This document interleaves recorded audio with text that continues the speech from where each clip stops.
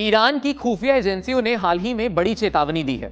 एजेंसियों को खुफिया जानकारी मिली है कि ईरान के सर्वोच्च नेता supreme leader Ayatollah Ali Khamenei की जान को खतरा है और वो विदेशी ताकतों के सीधे निशाने पर है। इंटेलिजेंस मिनिस्टर इस्माइल खतीब ने कहा है कि कुछ दुश्मन देश, खासतौर पर अमेरिका और इजराइल, खामनेई की हत्या की कोशिशों के साथ साथ ईरान को अस्थिर करने की साजिश में लगे हैं। खतीब ने यह भी कहा है कि यह केवल बयानबाजी नहीं है और दुश्मन कभी हत्या की कोशिश करेगा, कभी खुली दुश्मनी की कार्रवाई करेगा।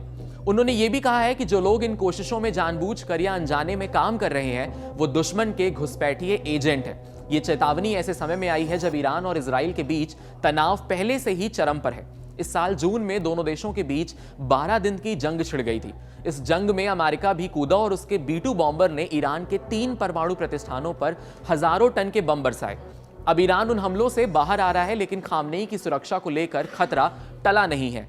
इजराइल और ईरान के बीच इस साल छिड़ी भीषण लड़ाई के दौरान अयातुल्ला अली खामनेई को देश की सुरक्षा एजेंसियों ने एक अज्ञात ठिकाने पर सुरक्षित पहुंचा दिया।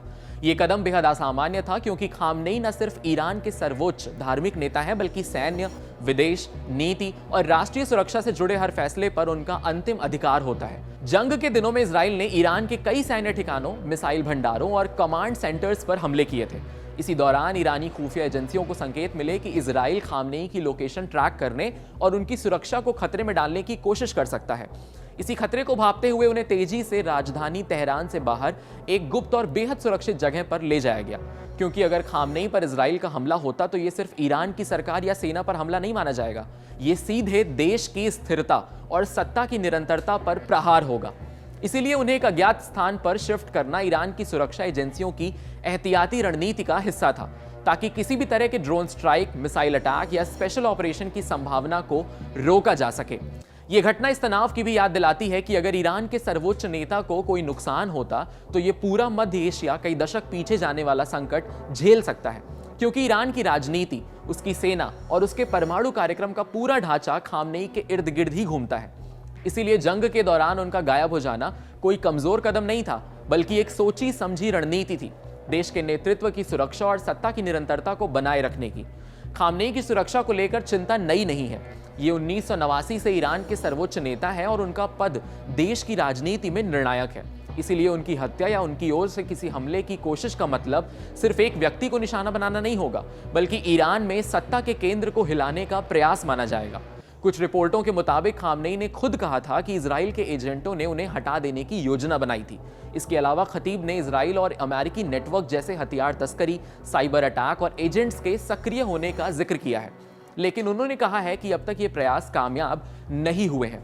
ईरान की ओर से यह बयान इस अर्थ में महत्वपूर्ण है कि वो दुनिया को ये संदेश देना चाहता है कि उसकी सुरक्षा खतरों के बीच स्थिर है, लेकिन वो बाहरी धमकियों को नजरअंदाज नहीं कर रहा है।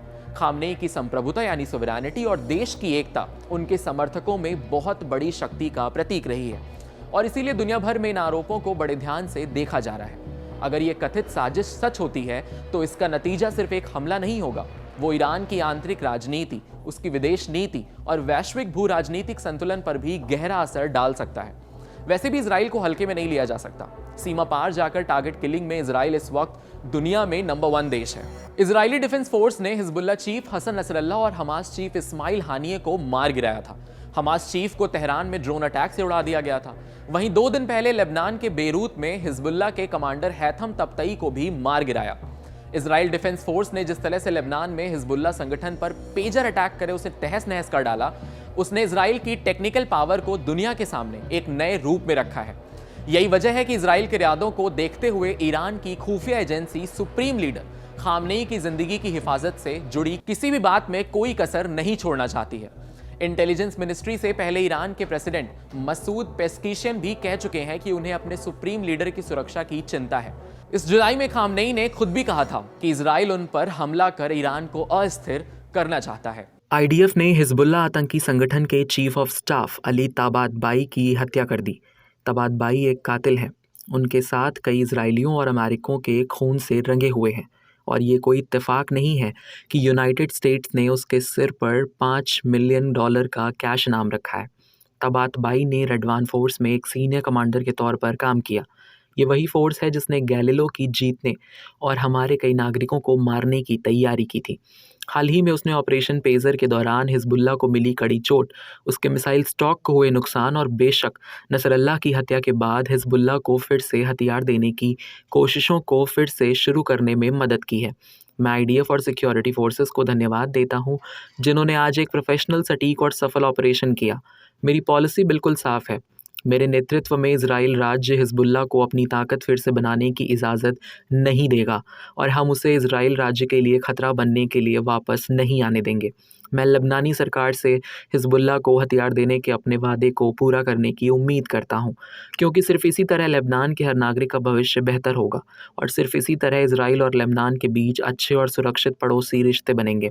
मैं इस मौके पर प्रेसिडेंट ट्रंप की मुस्लिम ब्रदरहुड को आतंकवादी संगठन घोषित करने और उसे गैरकानूनी घोषित करने के उनके फैसले की भी तारीफ करना चाहता हूँ। ये एक ऐसा संगठन है जो पूरे मिडिल ईस्ट और मिडिल ईस्ट से आगे स्थिरता के लिए खतरा है। इसीलिए इजराइल सरकार ने पहले ही संगठन के एक हिस्से को गैरकानूनी घोषित कर दिया और हम जल्द ही इस ऑपरेशन को पूरा करने के लिए काम कर रहे हैं।